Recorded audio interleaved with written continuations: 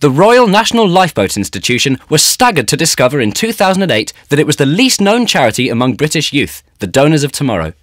Yet by 2010, the RNLI had turned their charity into a movement among British teens. How? By seeking a higher purpose than sea rescue. Research showed that among teenagers' top 3 concerns was the way the media stereotypes them as dumbed down, game-numbed, knife-wielding, without values, vision or views.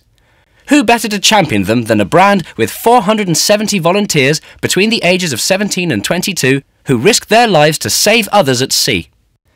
To find a way into their world, the RNLI identified the UK's 12 most popular vloggers and sent each a subversive, unbranded, mystery package. Inside each was a challenge to speak out about who they really are. They rose to it.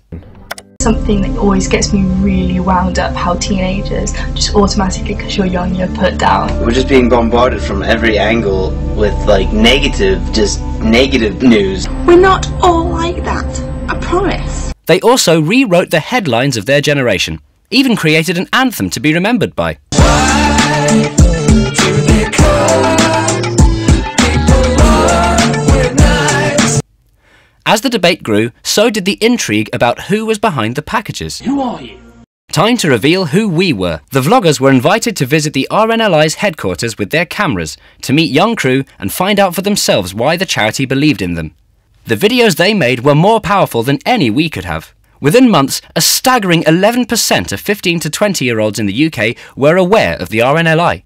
But how could they turn awareness to active support? By inspiring the vloggers to do something only their generation could: reinvent the fundraising model for the social era. Of course, they had no money, so they donated their time, digital savvy, and vast networks of friends. Okay, maybe we should think bigger. Their first shout was to big business.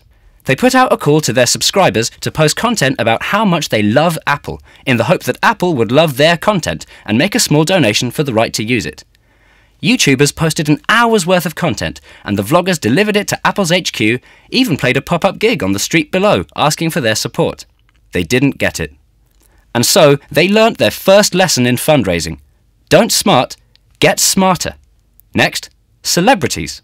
Used to living their lives openly online, the vloggers asked celebs to do for charity what they hadn't done before: donate a secret. This time, stars of sport, music, TV, even Hollywood responded, donating their secrets to be sold online, with every penny going to the RNLI. Onto that well-trodden ground, live events. But not for them the old fete or bake sale. Instead, they organised a gathering at the end of a pier, featuring musicians who'd auditioned on YouTube selling their CD and putting out a call for donations in an 8-hour gig live-streamed to the world.